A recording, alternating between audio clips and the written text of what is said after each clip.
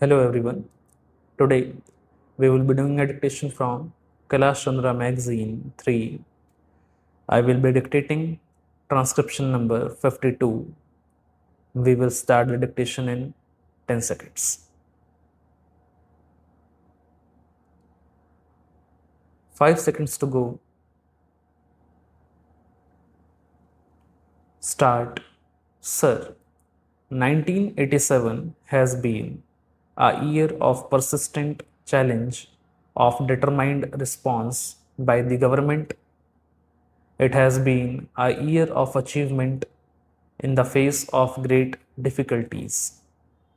Some difficulties were caused by disruptive forces within the country, some difficulties by disruptive forces inspired from abroad, and some difficulties were caused by the weather. When in 1966-67, Indiraji launched the Green Revolution, she too was faced with similar difficulties. Weather difficulties, it was her farsightedness that has given our economy the strength and resilience with which it has met the present crisis, with which we have been able to meet the present crisis entirely through our efforts and our endeavor. We have not carried the begging bowl to anyone. We have not compromised on our freedom of action. At that time, Indiraji's strategy was opposed by many experts and technicians.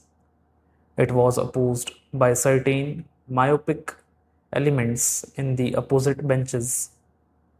Indiraji prevailed because of her faith in the efforts of our Kisans, because of her confidence in the ability of our scientists, because of her trust in the performance of our extension workers.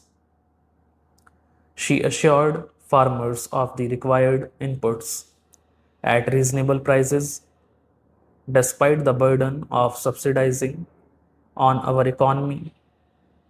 She gave the farmers remunerative prices as the cardinal principle of the new strategy.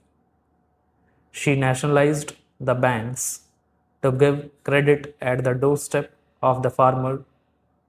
She initiated a system of countrywide procurement to stabilize the prices that the farmers would get.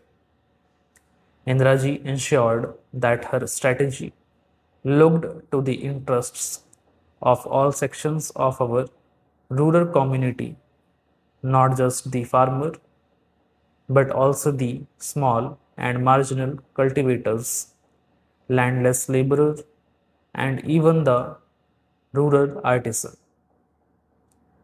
We doubled our output in 2 decades because of her integrated vision of rural India, her sympathy and understanding for each segment of our rural society, because of her assiduous attention to inputs, to costs, and to subsidies. Today, after 4 years of bad monsoon, 2 years of poor rains, followed by 2 years of severe drought, we can hold our heads high and look to the future with confidence because Indraji laid the foundations which were sure, sound, and secure.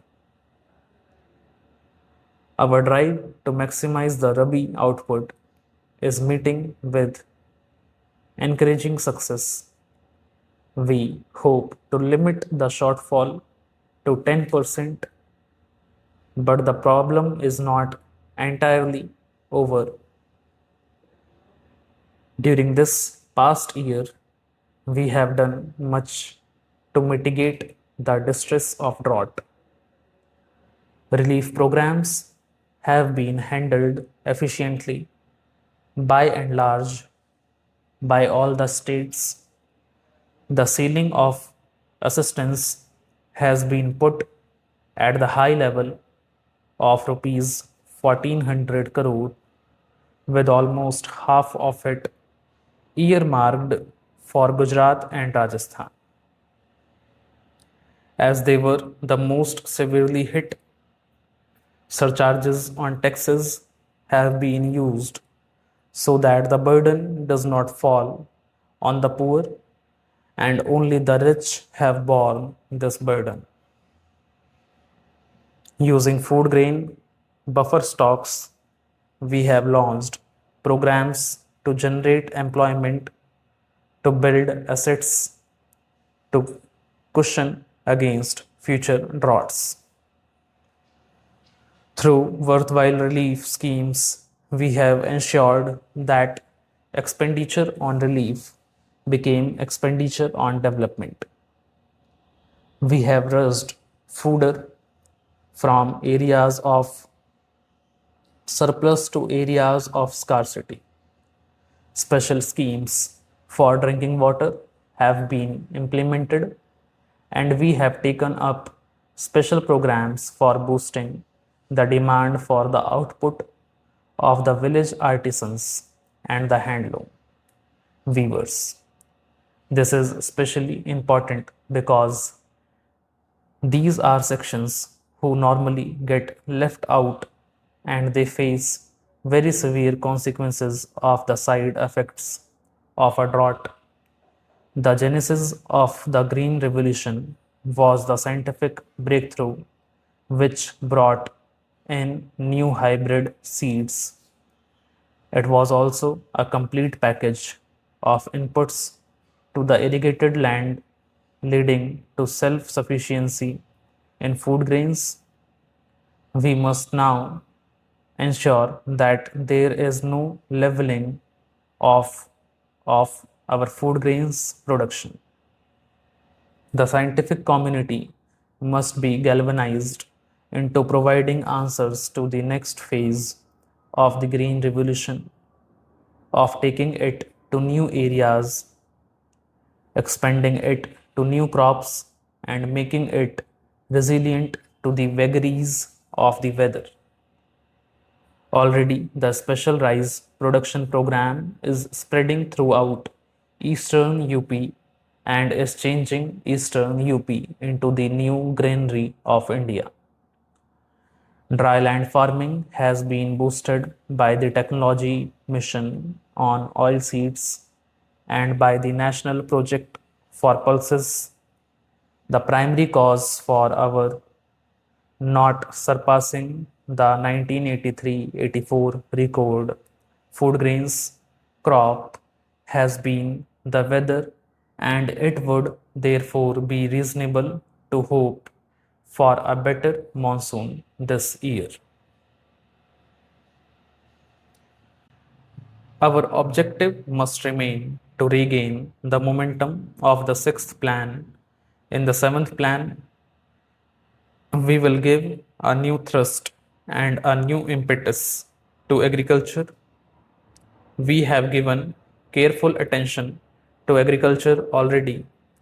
I have held review meetings at various levels and I have given specific directions to the Planning Commission to revamp the plan for agriculture. I have instructed them to reorder the priorities to give agriculture the highest importance. I have asked them to furnish a detailed district-wise crop plan for the coming season. Stop. Also, if you like the dictation and want more dictations like these, do subscribe the channel. Thank you.